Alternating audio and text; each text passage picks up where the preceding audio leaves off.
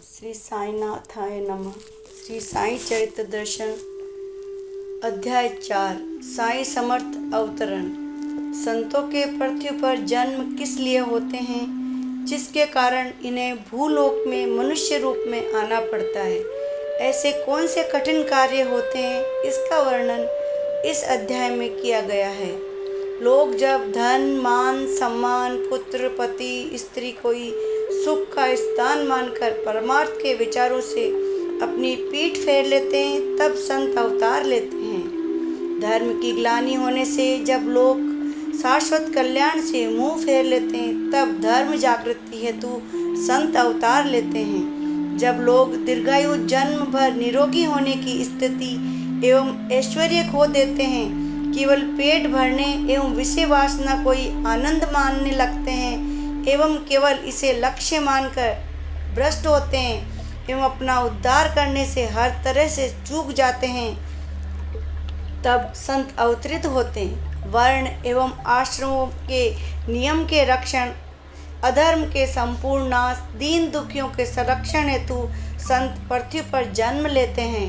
उनका अवतार दूसरों के कल्याण के लिए ही होता है। उसमें उनका अपना स्वार्थ नहीं रहता है। सांसारिक जीवन की हलचल के बीच वे उच्च स्थान की रचना हेतु उसके चारों ओर वैराग्य की नींव भरते हैं एवं मोक्ष के मंदिरों का निर्माण करते हैं। परोपकार के कार्यों द्वारा धार्मिक जागरूकता लाकर अपने अवतार कार्य पूर्ण करते हैं एवं कार्यों की परिपूर्ति होते ही अपने अवतार कार्य भी समाप्त कर लेते हैं।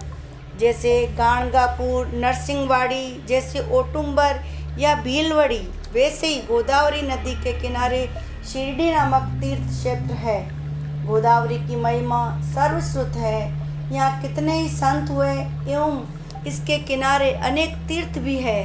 गोदावरी का जल पाप का नाश करने वाला, उसमें स्नान, उसका जलपान संसार के दुखों का निवारण करता है। ऐसे पुराणों से भी कहा गया है। ऐसे पवित्र गोदावरी तट से 3 कोस दूर नीम गांव में टांगा पहुंचते ही शिरडी सामने दिखाई पड़ती है।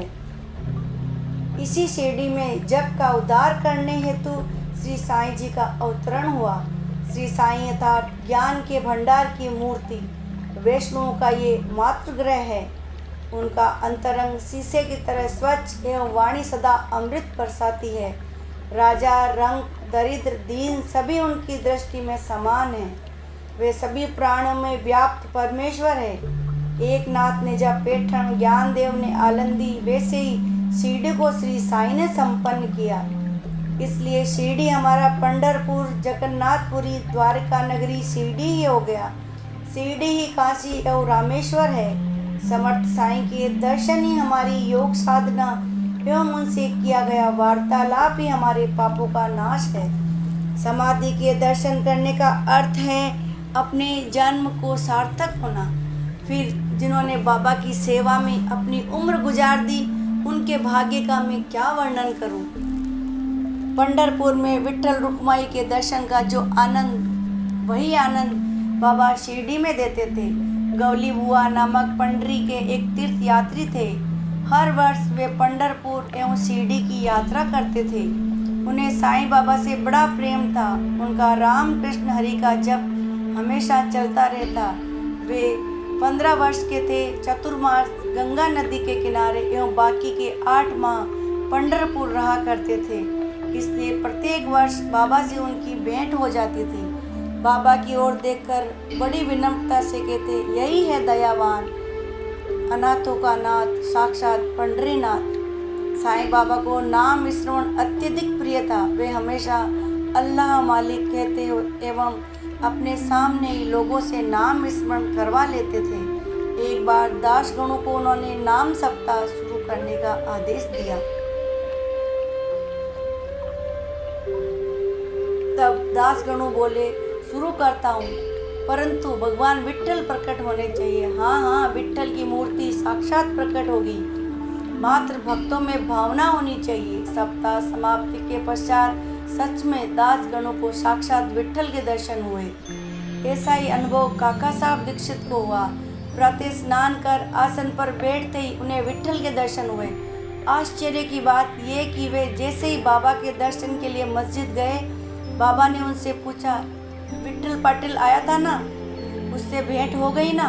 वह बड़ा भगोड़ा है, वे विट्ठल।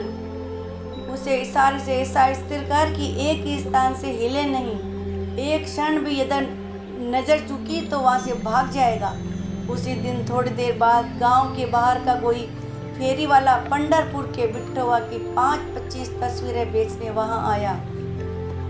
सुबह ध्यान के वक्त देखी गई विट्ठल की हूबहू तस्वीर देखकर दीक्षित को बड़ा आश्चर्य हुआ एवं उन्हें बाबा के शब्द याद आ गए। भगवंतराव क्षीरसागर के पिताजी श्रेष्ठ विट्ठल भक्त थे। पिता के निधन के बाद घर में विट्ठल की मूर्ति की पूजा एवं नैवेद्य बंद हो गए। पंढरपुर जाने का तो कोई सवाल ही नहीं था। बाद में यह भगवंतराव एक दिन शिरडी आए, तब उनके पिता को याद करते हुए बाबा कहने लगे, ये मेरे मित्र का बेटा है, इसलिए मैं इसे यहाँ खींच लाया।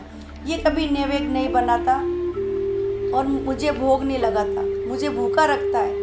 विट्ठल को भूखा रखता है, इसलिए इसे शिरडी ले आया। अब इसे याद दिलाकर पूजा में लगाता हूँ। एक दिन पर विशेष के दिन दासगणों प्रयाग तीर्थ स्नान हेतु जाने की आज्ञा मांगने बाबा के पास पहुँचे। बाबा ने कहा, इसके लिए इतनी दूर जाने की क्या जरूरत है? मन में दृढ़ विश्वास रख। सच में आश्चर्य की बात कि दासगणों के बाबा के चरणों में मस्तक रखते ही बाबा के दोनों अंगूठों से गंगा जमुना का जल प्रवाहित होने लगा। इस पर दासगणों भरे दिल से बोले, हे सद्गुरु, आपकी शक्ति अमर्याद है, आपकी लीला आश्चर्यजनक है। ब्रह्मा विष्णु महेश्वर आप ही है। तब बाबा के पवित्र चरण छोड़कर गंगा या गोदावरी की यात्रा करने की क्या आवश्यकता? ऐसे ही साईनाथ 16 वर्ष की आयु में नीम वृक्ष के नीचे प्रथम बार प्रकट हुए। बाबा का जन्म किस देश में वंश में हुआ और उनके माता पिता कौन थे, ये किसी को पता नहीं था। सभी पूछ कर थक गए, परंतु किसी को पता नहीं चला। शिरडी में नाना चौबदार की माँ वयोवृद्ध थी। वे साईं बाबा के व्यवहार पर आनंदित हो कहती, शुरू में ये गोरे अति सुंदर बालक नीम के वृक्ष के नीचे बैठे दिखे। उनका बाल स्वरूप देखकर लोगों को बहुत आश्चर्य हुआ। कोमल आयु में इतना कड़ा तप, ठंड एवं धूप उनके लिए एक ही जैसे थे। आयु एकदम कम एवं आश्चर्यजनक व्यवहार। सारे गांव वाले आश्चर्यचकित हो गए एवं इस बालक के दर्शन हेतु गांव से लोग आने लगे। ना दिन में किसी की संगत, ना रात्रि में किसी का डर। रात दिन नीम वृक्ष के पास रहने वाले कोमल अत्यंत सुंदर बाल योगी का वैराग्य देखकर सभी विस्मित थे। गांव के 2-4 लोगों में खंडोबा का संचार हुआ। तब एक ने प्रश्न किया, किस भाग्यवान का ये बालक है? यहाँ तक ये कब एवं कैसे आया? हे खंडोबा, तू ही इसका पता बता। भगवान ने उत्तर दिया, जाओ कुंदाली लाओ, मैं जहाँ बताऊँ उस जगह को खोदो। तद अनुसार नीम वृक्ष के नीचे खोदते ही ईंटें दिखाई दी। ईंटों की दीवार खत्म होते ही तल साफ करने पर एक तल घर दिखाई दिया। वहाँ 4 दीपक प्रज्वलित थे एवं तलघर चूना मिट्टी से जोड़ा गया था। वहाँ एक पीठा एवं गोमुखी के साथ एक जपमाला रखी थी। भगवान बोले, इस स्थान पर इस बालक ने 12 वर्ष जप किया है। तब सभी आश्चर्य से बालक से पूछने लगे तो उसने कहा, ये मेरे गुरु का स्थान है, मेरा पवित्र घर है, इसका जतन करो, मेरा केवल इतना ही कहना है। बाबा की आज्ञा अनुसार गांव वालों ने पहले की तरह वापस ईंटें लगाकर बाबा के गुरु स्थान को बंद कर दिया। बाबा के एक भक्त साठे साहब ने समाधि एवं नीम वृक्ष समेत पास की जगह खरीदकर नीम वृक्ष की मेड़ बांध दी। गुरुवार एवं शुक्रवार को सूर्यास्त के बाद जो इस जगह को गोबर से लीप कर लोबान जलाएगा उसे श्री हरि सुखी रखेंगे। ये बाबा के शब्द हैं। 2 नवंबर के दिन दीक्षित को साईं बाबा के पहली बार दर्शन हुए। इसके बाद उन्होंने शिरडी में ही रहने की इच्छा हुई। बाद में दीक्षित के पुराने बाड़े की जगह नया बाड़ा बनाया गया। बाड़े की नींव दिसंबर में शुरुआत की गई। इस समय बुलाने पर भी कभी न आने वाले दीक्षित के भाई एवं दादा साहब खारपड़े स्वयं वहाँ उपस्थित थे। इस दिन का महत्व यह है कि इसी दिन चावड़ी में सेज आरती की शुरुआत हुई। रामनवमी के शुभ मुहूर्त पर गृह प्रवेश का कार्य संपन्न हुआ।